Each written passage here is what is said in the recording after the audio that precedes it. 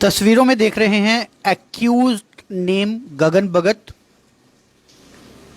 Address RS Pura और police station RS Pura. SHO की ये एप्लीकेशन जो है वो आप तस्वीरों में देख रहे हैं। और चार्जेस की बात करें तो चार्जेस सेक्शन 295 और सेक्शन 295/A।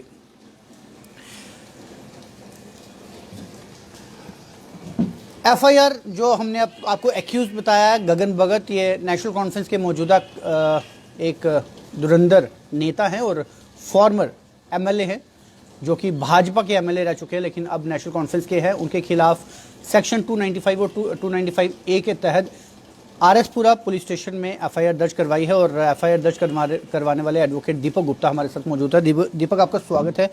और सबसे पहले आपसे जानना चाहेंगे कि क्यों आपको एफआईआर दर्ज करवानी पड़ी, क्या सेंटिमेंट्स हर्ट हुए आपके? देखिए अमित जी, 14 अप्रैल को हम सब जानते हैं अपने भारत के संविधान के निर्माता संस्थापक डॉक्टर भीमराव बाबा साहब अम्बेडकर जी की जयंती होती है और पूरे देश भर में डॉक्टर भीमराव अम्बेडकर जी की जयंती पर खुशी का एक माहौल था। हम लोगों ने भी अपने तरफ से हम लोगों ने भी वाल्मीकि कॉलोनी में यहाँ पर आइसक्रीम डिस्ट्रीब्यूशन का एक कार्यक्रम रखा था। और केवल जम्मू में ही नहीं, पूरे देश भर में बाबा साहब भीमराव अम्बेडकर जी की जयंती को बड़े हर्ष और उल्लास से हर वर्ग के लोग मनाते हैं। मैं कहना चाहूँगा कि केवल एक विशेष वर्ग के ही नहीं थे डॉक्टर बाबा साहब भीमराव अम्बेडकर। उनका जो देश के प्रति एक योगदान था, उनका जो देश के प्रति एक समर्पण था, उनका जो देश के अंदर चल रही समस्याओं को देखने का एक विजन था, उस कारण से आज पूरे देश भर में ही नहीं पूरे विश्व में डॉक्टर बाबा साहब भीमराव अम्बेडकर जी की विजन को पूजा जाता है।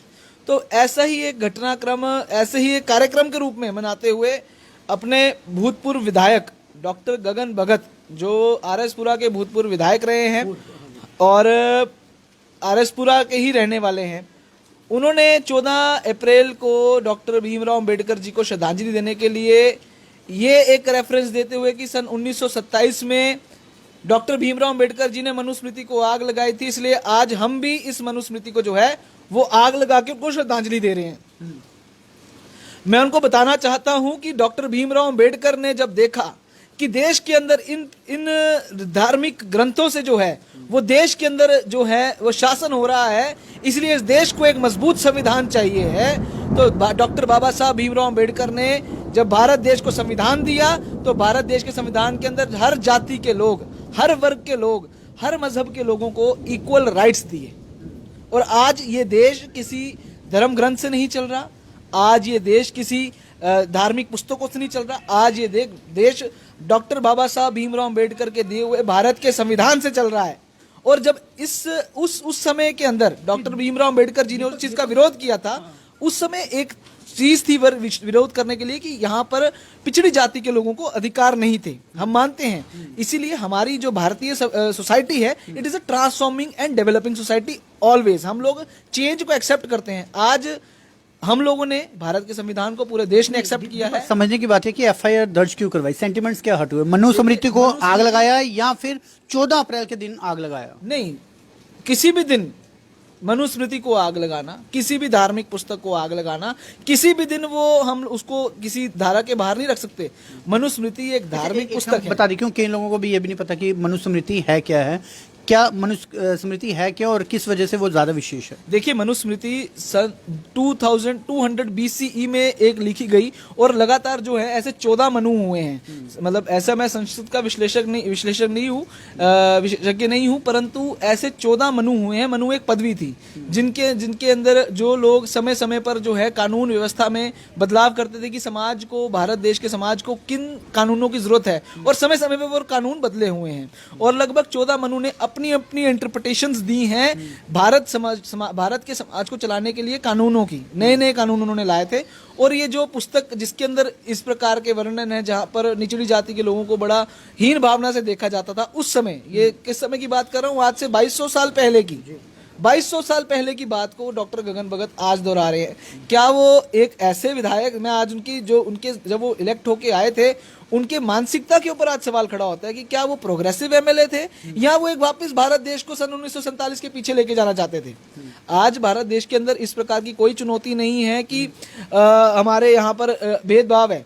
अगर जिस भेदभाव की डॉक्टर गगन भगत बात कर रहे हैं, उनसे जरा एक सवाल पूछिएगा मीडिया के माध्यम से कि ये बताइए, आप जिस सीट से एमएलए लड़े, किस कैटेगरी के तहत आप एमएलए लड़े हैं? आपको वहां पे रिजर्वेशन मिला है। वो रिजर्वेशन किसने दिलाया है? डॉक्टर बाबा साहब भीमराव अंबेडकर जी के विजन ने दिलाया है। उनका ये तर्क है कि वो बाबा भीमराव अंबेडकर जी को टारगेट नहीं कर रहे थे। उनका तर्क यह है कि मनुस्मृति में महिलाओं को लेकर कुछ आपत्तिजनक है। डॉक्टर भीमराव अंबेडकर जी सब चीजों को, उन चीजों को हटा गए।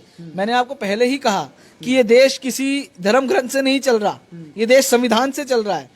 फिर भी सभी धर्मों को एक एक संविधान में समान अधिकार है। हर एक व्यक्ति को अपना धार्मिक जो है अपना धर्म प्रैक्टिस करने की इजाजत है, और किसी भी धर्म को क्रिटिसाइज करने की इजाजत नहीं है। किसी भी धर्म को गाली देने की इजाजत नहीं है। किसी भी धर्म को आप किसी भी धर्म ग्रंथ को जला नहीं सकते हो। तो हम लोग कुल मिलाकर ये इस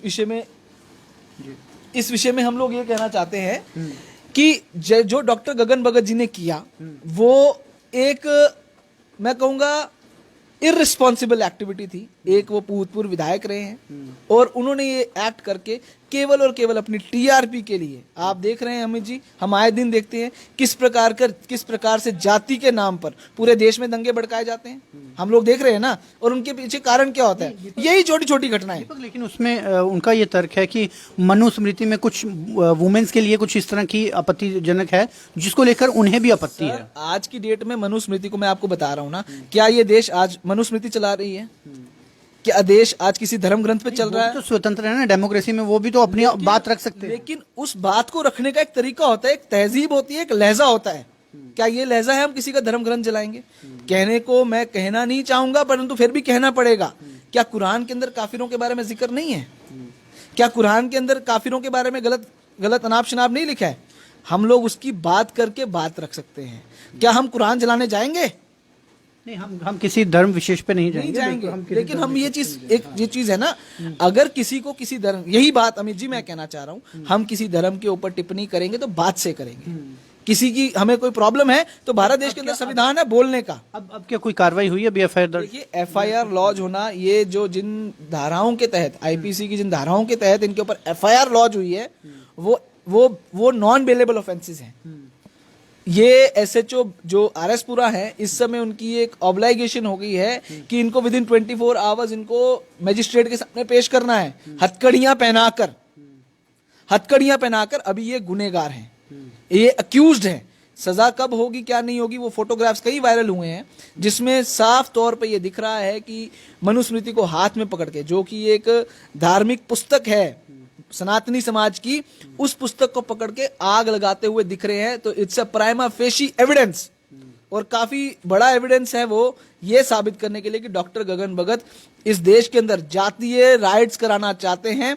ना केवल 295 ए पर 147 के तहत भी इसको कितनी को बुक किया जाएगा, और 10 साल की सजा कम से कम इसको होगी। तो अभी कितनी देर होगी एफआईआर दर्ज करवाई? देखिए, अभी कुल मिलाकर कल शाम 7:30 बजे जो है वो एफआईआर लॉन्च हुई है, कल शाम 7:30 से। तो अभी आप देख सकते हैं तो शाम तक नहीं होती है, फिर आप क्या करेंगे? देखिए, ये इस समय ये पूरी तरह से इनको कार्रवाई करनी पड़ेगी। अगर नहीं कार्रवाई करेंगे तो कोर्ट के दरवाजे खुले हुए हैं, आपको पता ही है। कोर्ट के दरवाजों में हम जाएंगे, कोर्ट के दरवाजे खटखटाएंगे। लेकिन जहां तक मेरा एक मानना है, पुलिस की इस समय एक ऑब्लाइगेशन है, लीगल ऑब्लाइगेशन है, that they have to act in accordance to the FIR which has been launched by us. चलिए, एडवोकेट दीपक गुप्ता जी के सेंटिमेंट्स हर्ट हुए, और न केवल इनके, इनका दावा है कि कई लोगों के सेंटिमेंट हर्ट्स हुए हैं, जिस वजह से इनको कानूनी कार्रवाई के लिए बाध्य होना पड़ा। और एक एफआईआर जो है वो आरएसपुरा पुलिस स्टेशन में दर्ज करवाई गई है, जिसके तहत जो सेक्शन 295 और 295 ए धाराएं जो है वो लगाई गई हैं, जो कि नॉन बेलेबल है। और इनका दावा है कि 24 घंटे के भीतर बतौर हथकड़ियाँ पहनाकर जो है वो गगन भगत जी को मैजिस्ट्रेट से जो है अपनी सामने जो है पेशी जो करवानी पड़ेगी। अब वो होती है नहीं होती है, ये तो शाम को 7:30 बजे तक पता चल पाएगा। लेकिन एडवोकेट दीपक गुप्ता जो है वो यहीं पर थमने वाले नहीं हैं। यदि ऐसी कार्रवाई नहीं होती है तो आगे जाकर दरवाज़ा जो है वो कोर्ट का भी खटखटाएंगे, ताकि इंसाफ जो है वो उन लोगों को मिल पाए जिनके सेंटिमेंट्स हर्ट्स हुए हैं। फिलहाल दीपक जी, आप हमारे स्टूडियो जुड़े, बहुत बहुत धन्यवाद। फिलहाल आप देखते रहिए व्यूज टुडे न्यूज़ के साथ, दीजिए इजाज़त, नमस्कार।